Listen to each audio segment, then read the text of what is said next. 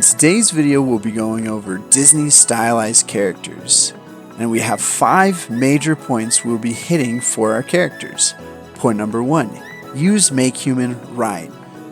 Makehuman is an amazing program. There are right ways to use it and wrong ways and things it's just not quite there yet for. In today's video, I'll be talking about a couple of those key points and running you through what Makehuman's good at versus what you should use Blender for. Point number 2, characteristics of a Disney character. If you want your character to actually look like a Disney character, there's certain things that you have to do to their appearance to make them look that way. Number 3, dressmaking tips.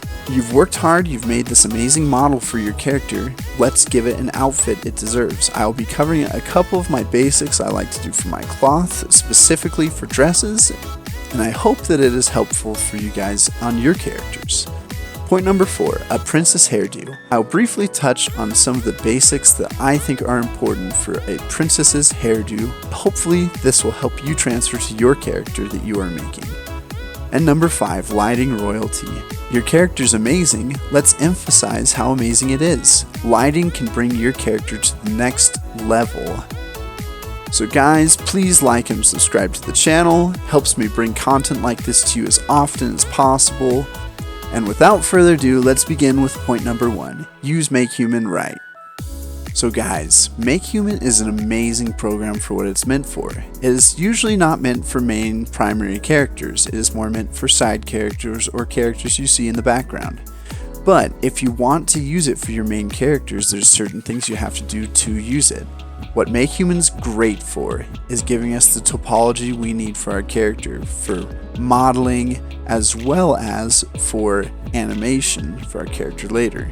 Makehuman also gives us the base that we need if you're not strong in modeling. I am not a great character modeler, so I use Makehuman to give me the basics of the character's body shape that I need, and then I alter that body shape within Blender. This is a much faster and easier process, particularly if modeling your own character can seem a little daunting. Now on to point number 2, characteristics of a Disney character. The first characteristic of a Disney character is a slender form. Skinny your character up, make sure they have a very slender form. Not too bosomy, make sure that they hardly have any curves, and take everything down as much as possible.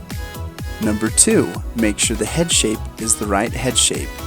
You're almost going for a baby-like fat head. From the side angle, it should look more of an anime side angle. The bridge of the nose is somewhat inset into the face.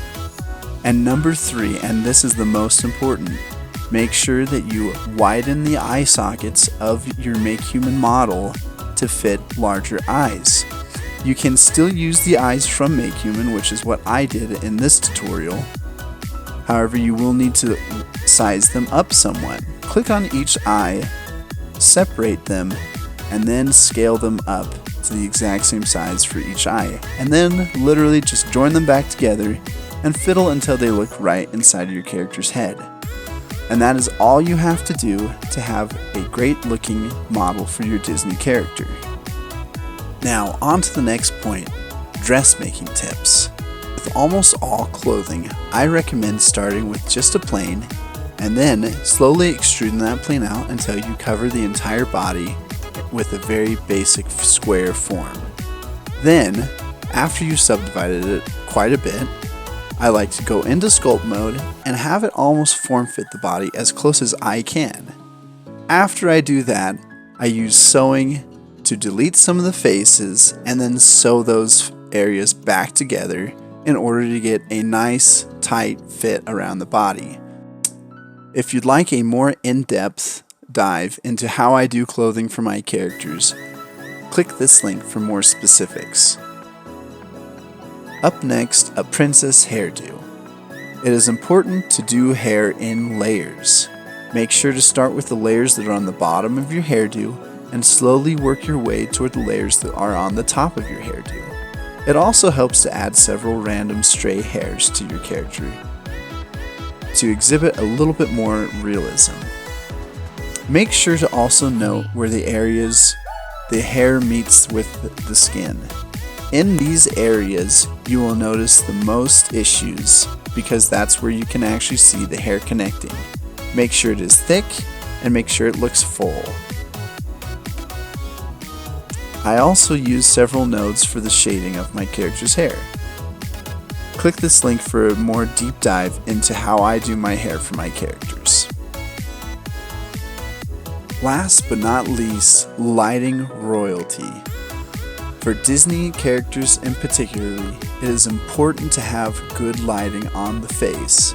Make sure your character is well lit with not too many shadows. The face in particular is important to have lights on showing it. It is also important, if you want the eyes to come to life somewhat, to have two small lights at a very low voltage right in front of each of the eyes. For Makehuman eyes, this will help give them extra shine and emphasize them in very flattering ways. Thank you guys for watching the video. At Hobby Hunt, we have a deep dive into each of these subjects that we have covered thus far in this video.